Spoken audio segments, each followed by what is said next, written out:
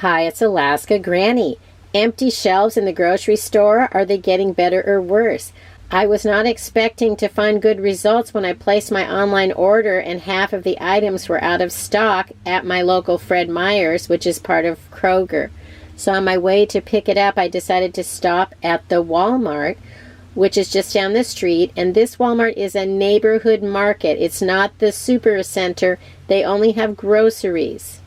I wasn't expecting for the Walmart to have very good stock on the shelves, but look at this. You can see lots of produce in stock, reasonable prices, and it seems to be fairly filled in. They had nice selection of berries and pre-cut fruit, but look at this one blueberry box. It looks like there's a big hunk of mold right in the middle. $4.77. I would expect the blueberries to still be fresh to eat. So always look them over before you buy them. You can see there are gaps in some of the shelves, for example here with the juice, but there is still ample supplies of juice, all different flavors. There are gaps in the takeaway food. Maybe you can't get a pre-made sandwich or the exact salad you want, but they certainly have a lot of variety still on the shelf. Most of the products look to be fully stocked. They weren't just fronted on the shelf. When you did see a gap, I almost wasn't sure what item was missing. There were plenty of other things to choose from. I thought the store shelves were much fuller than they have been the last few months when I've been going to the store. Something that surprised me, big bins that I think of having meat and frozen foods had frozen dinners and yogurt. I wasn't expecting those. I thought those bins should have been full of meat, but I could be mistaken of how this store is laid out. You can see the shelves holding the meat are thin. There aren't all of the varieties, but they still have some things in stock. There's lots of yogurt. The meat is certainly thin. You can see there are gaps in the ham and pork. There are gaps in the beef. They have frozen chicken parts, but there are spaces in between there as well. Some of the choices of beef are not available, and others there may only be one to choose from. And you can see from the prices that they're definitely going up. $10.47 a pound for a T-bone steak. $20.82 for petite filet mignon. $11.47 for a ribeye steak. $10.68 for 3 pounds of hamburger. And then there are just empty slots in the meat.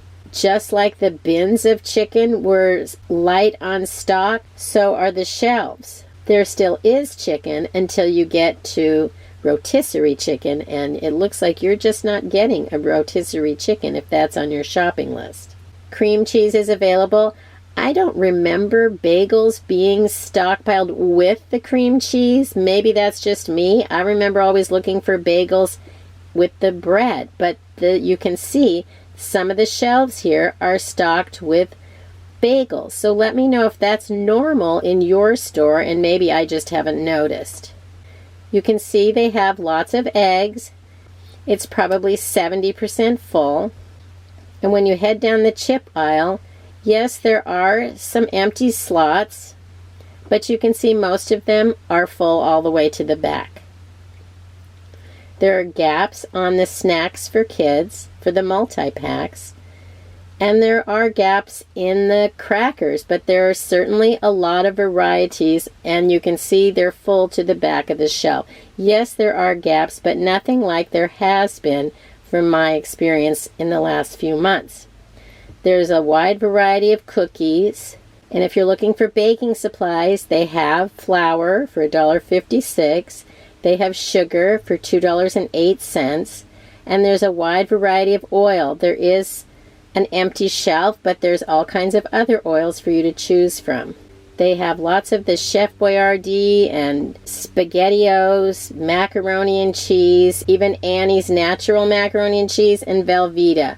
This Walmart had a nice variety of rice, lots of different beans, and you can see the prices vary. But there are different varieties that you can stock up if you still need to add rice and beans to your prepper pantry stockpile. I was surprised to see the Nido Fortificata, which is my favorite powdered milk.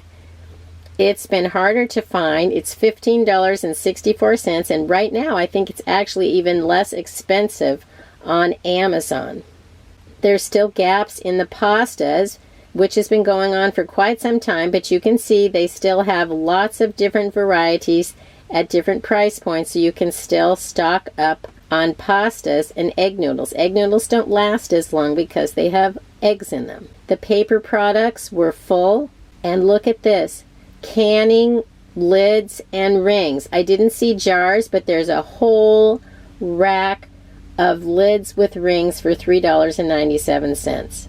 Another pleasant surprise was seeing the Augason Farms emergency dehydrated food in the shelf in this Walmart. It isn't available in every Walmart, but it was nice to see it in this one, and they had everything from the multiple meal packs, from emergency 2-week food supply, to the breakfast bucket, the lunch and dinner bucket, even big buckets of rolled oats, and then lots of the number 10 cans that are packed to last for up to 25 and 30 years. You can see they had honey powder, pancake mix, chili mix, chopped onions. They even have the Morning Moo and the Country Fresh milk, which are pretty good. They have diced bell peppers, sliced strawberries, whole blueberries, raspberries, pineapple. Most of the fruits are freeze-dried rather than dehydrated, so pay attention to that. They're going to last a little better that way. They have potato slices, potato shreds, whole eggs, and the cheese blend powder. If you want to make macaroni and cheese in an apocalypse, buy some macaroni, put it away with a can of this cheese blend powder, and you'll be able to make it long after the boxes of Kraft macaroni and cheese are gone. They also had some banana chips and apple slices, which are both very good. If you look on the very top, there's some of the Ready Wise foods.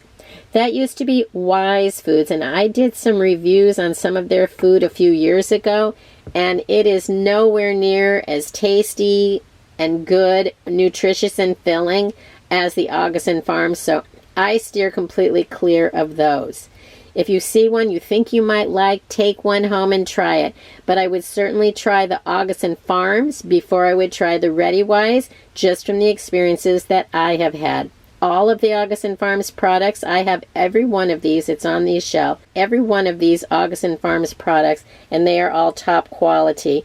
And I don't have any more of the Ready Wise. My family would not eat it, and so all of it is gone out of my stockpile. The shelves were full at this Walmart Marketplace grocery store, and it had far better supplies on the shelves than the Fred Meyer did down the street, which was an interesting surprise. So fortunately, foods are available again in this store. Hopefully you're finding that's going on where you are. So it's still a good chance to stock up on things that you want. You can find the things that you want so that you'll have extras for the next time that those foods are not available in our grocery store. And it seems to me it may be only a matter of time until we have problems filling up the shelves again. If you liked my video, I hope you'll share it with someone else you think might enjoy it. Please subscribe to the Alaska Granny channel.